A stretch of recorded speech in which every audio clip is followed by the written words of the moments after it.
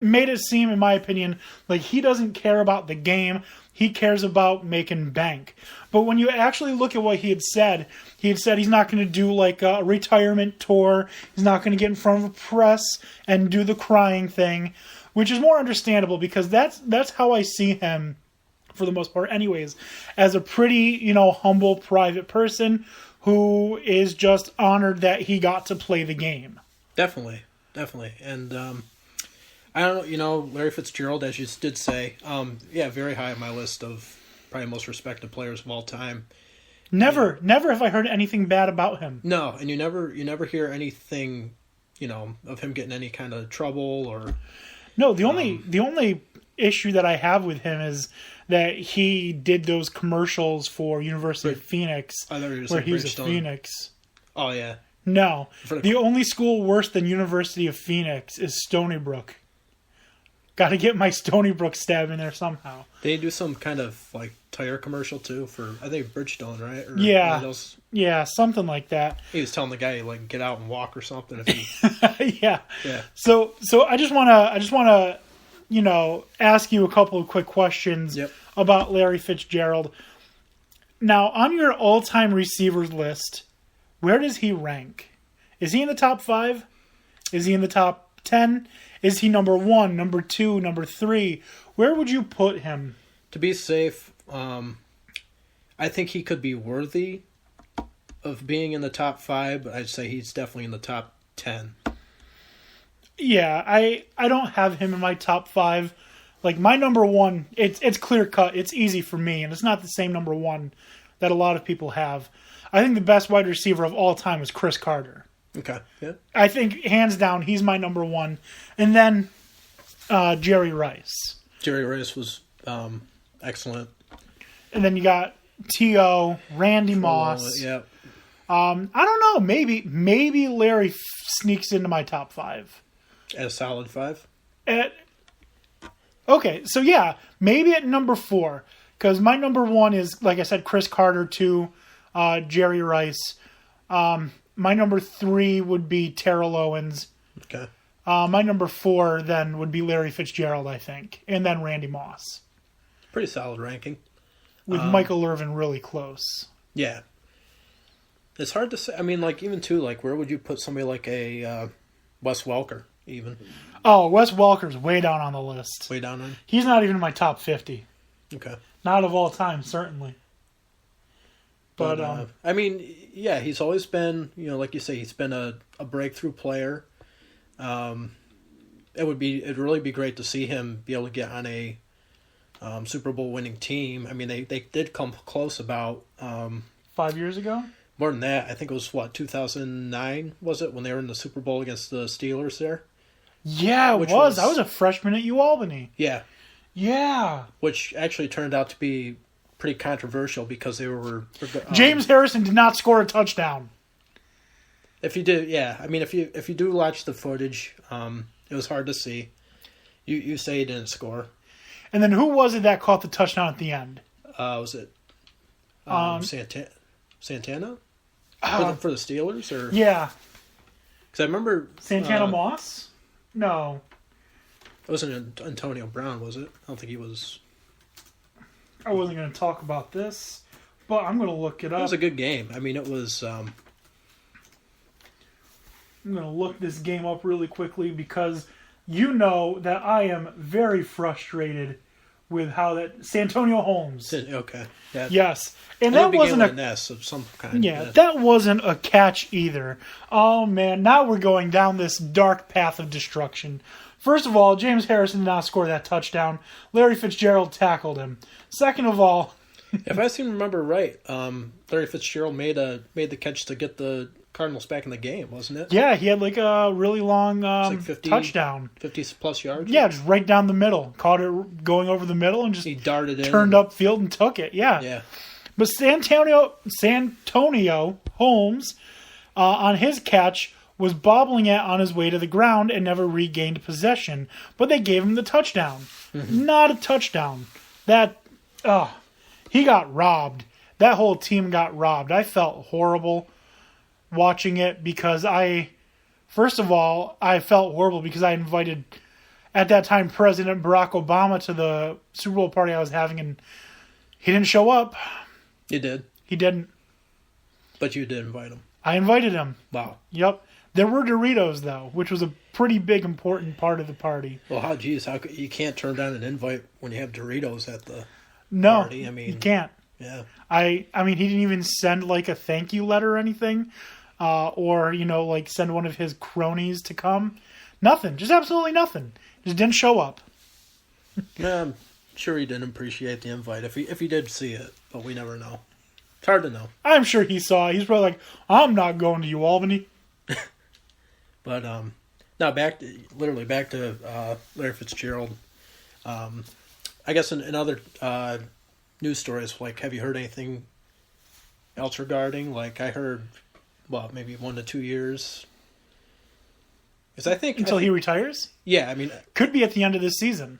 I did hear that, but it's It depends on his body and how he's gonna playing by ear.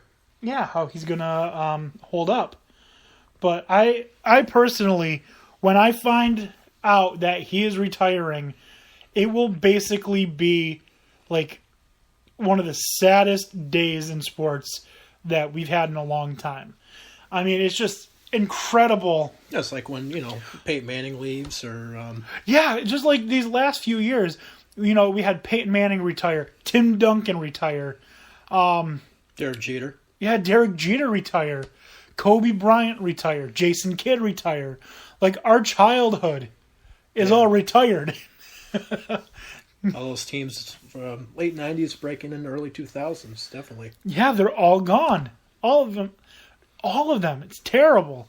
But when Larry Fitzgerald does decide to call it a career, he is, without a doubt, first ballot Hall of Famer. Easy.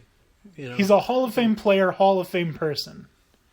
So I don't... He's kind of, as we were talking earlier, he is really the whole package. The player, personality, good background. He's the type of guy, if you have young wide receivers on your team, you want as to veteran. teach them. Yeah. You want him to be the one to teach them. Yep. Because he plays the game right, he lives life right, and he is just a model football player. So when he does decide to call it a career, he might not be crying, but I'm sure I will. Well, I mean, long-time player, but I mean, looking, I guess, going into the current season, how do you see, because I know we discussed a little bit on NFL rankings last week, we didn't really see much out of Arizona this year. 8-8. Yeah, so 500, I mean, yeah, there's been years where 500 teams have snuck in. Well, I mean, Hard, but, there was the one year when the Seahawks won Yeah. the NFC West with a division. 7-9 record. in the Yeah. division, no less. Yeah. Which the Yeah. Giants were very upset about. The Rams would have won the division with an 8-8 record, but lost to the Seahawks the last game of the season. And And to date, that's the only time losing records it's ever been done. Right? Yeah. To get Yeah. into the postseason. Yeah, that's that rule alone, I think, is something they kind of need to look at. I mean, granted, okay, you win your division, but you really didn't do enough to. at what point do you just take the top 6 teams? Do you think that's ever going to happen? top 6 in? Top 6 in the AFC, top 6 in the NFC? Well, it's kind of what they do now, right? I mean, No, because the Seahawks weren't one of the top 6 that season. I'm talking about you 6 meant- best records. you want to count division. Yeah, Okay. regardless of division, the 6 best records in the NFL. Honestly, yeah. I mean, at every Sunday you come to play ball and win. So it's I don't think a team that is 7-9 deserves to be in the playoffs. well. There's even one year too where I remember like the AFC was so good, and this was the year Tom Brady got hurt, and I think Matt Castle led the Pats to 11-5 record, and if I recall right, we're short of the playoffs. Yeah, they missed the playoffs. With 11-5 record. Yeah, they missed the playoffs. Yeah. So yeah, that seems to when The Dolphins won the AFC East that year. That was a good high note for them. I mean, Yeah, I think they had Chad Pennington Yeah. was the comeback player of the year that year. Yep. Led the Dolphins, I believe. They had David Boston as their tight end still and all that. Yeah, they had a good team. 11-5 with an injured Tom Brady. And Bill Belichick. I mean, there you go. I mean, definitely nothing to sneeze at. It's a system. He's a system coach. Yeah. So I guess we could save that for another podcast as well. But yeah, we'll save that for another episode. We could probably do an entire 5-hour episode about how much we hate the Patriots and not repeat things. We definitely have a track record collected from over the years, but absolutely. So we're going to move away now from Larry Fitzgerald to something that's involving a video game, and that is Madden. Oh, who's yes. gracing the cover of Madden this season? The new Madden cover for 2018. Do we say it? With a drum roll or a countdown? Oh, let's see. Oh, let's see. We got. We saw this last week. We're gonna do one of these effects. 1 second. Let me find a good one. All right, here we go. I believe it was late breaking, but who we have? All right. So the person who is on the person who is on the cover of the next Madden game is Tom Brady. Yep. For what they also call the GOAT. The GOAT. For those of you who don't know, they call him the GOAT because he cries a lot. No, that's not it? No. They No? claim to be the greatest of all time. Oh, that's what GOAT means. 5 Super Bowls. Greatest of all time. Yep. Oh, sorry. I took it as he was crying. But, I mean, if you look at the cover closely, it kind of looks like he is a little bit, but... Yeah, Tom Brady has had one hell of a career. I don't want to bash that. I mean, he's, in a lot of eyes, he's accomplished more than anybody in the sport has. And I will say that, if you are a Boston sports fan, I mean, and you were, diehard Pats before Tom Brady, and, that team really came into chemistry, more power to you. Yeah, But Tom Brady will go down as, in my opinion, the third best quarterback to ever play. who would you put in front?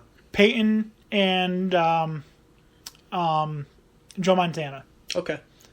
I mean, personally, I have Brett Favre at number 1. Well, But I think number 1 is Peyton Manning, number 2 Joe Montana, number 3 Tom Brady. Okay. And you put somebody like Joe Namath at... 250,000th. Okay. The guy was a terrible quarterback. He was not good at all. He's only famous because he, A, went to Alabama, and B, predicted they would win the Super Bowl and then did. That's it. And that was it for them, too, as a team. Seriously, yeah. That was it. That team is terrible. That quarterback is terrible. We will...